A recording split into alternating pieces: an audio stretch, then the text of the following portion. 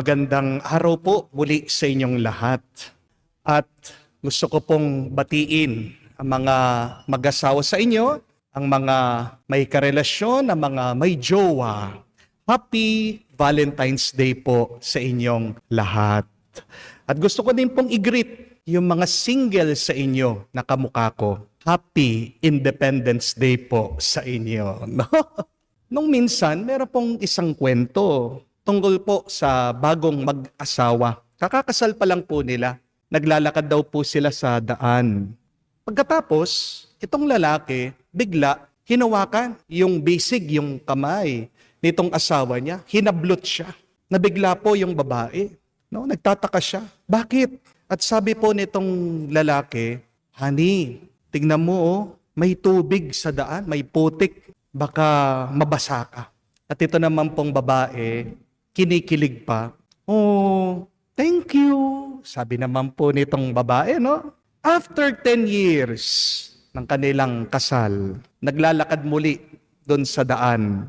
Ito pong lalaki, bigla, sinabihan yung asawa niya, sabi, oh, ayun yung tubig, yung putik, ha? Baka mabasa ka.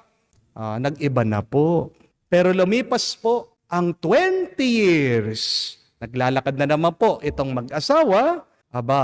Nakakita po itong lalaki ng tubig sa daan. Bigla ba naman sinigawan? Itong misis niya, sinabihan, "Bulag ka ba? Hindi mo nakikita yung tubig? Baka mabasa ka dyan." Ayan na naman sinasabi ko, napaka-clumsy mo talaga. Paulit-ulit na lang. Ganyan ka talaga, hindi ka na nagbago. Sabi po nitong lalaki. Ay, anong nangyari? Ang katotohanan, hindi po ba? Hindi ibig sabihin, kapag nagmamahalan na kayo, hindi na kayo magbabago. Amen? The question is love really enough so that your relationship can be happy and healthy? I think it is good to reflect today, this Day of Hearts, Valentine's Day. Paano ba natin gagawing mas malusog, mas masaya, mas payapa ang ating mga pagsasama?